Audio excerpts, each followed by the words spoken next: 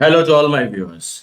This is Dr. Dhaval Maheta, and today we will discuss how to do auto binning in KNIME.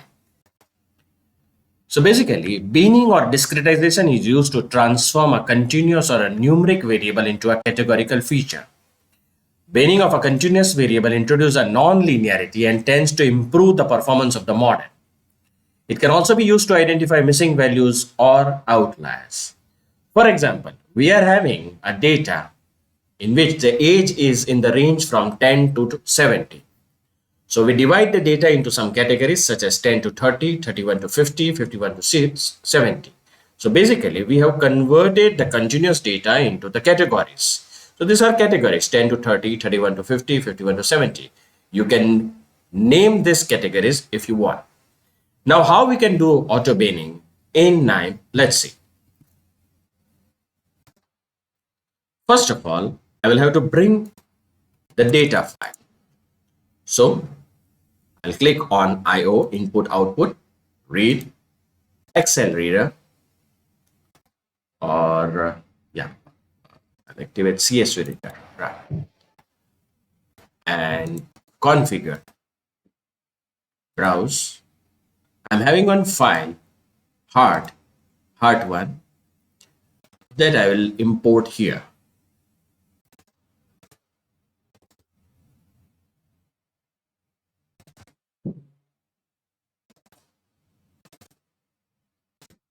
Click open, click OK.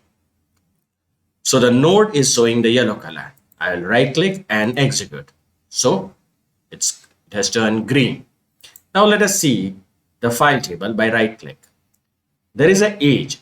I want to discretize or bind it. How can I do it? Now here you write down auto binder. Click on it. It will get connected. Configure by doing the right click. Here all the variables are available, but we don't want to bind all of them. So press this double arrow. I only want to do the binning of age, binning of the age.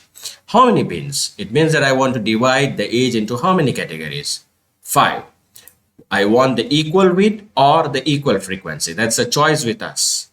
So if I keep the equal width, so the data will be divided into, as we have already discussed this part, the width will be equal 10 to 30.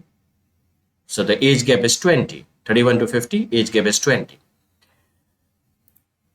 Or I can choose the option of frequency. Let's keep it equal width. I can select the bin naming, that is numbered, the borders, the midpoints, whatever I want. So I'll click OK. If I click OK, it will give me bin 1, bin 2 and bin 3. But I don't want that. I want the range, the borders. So click OK, apply and click OK. Now execute. Again go here and see the bind data. So you are in the position to see the range, that 40.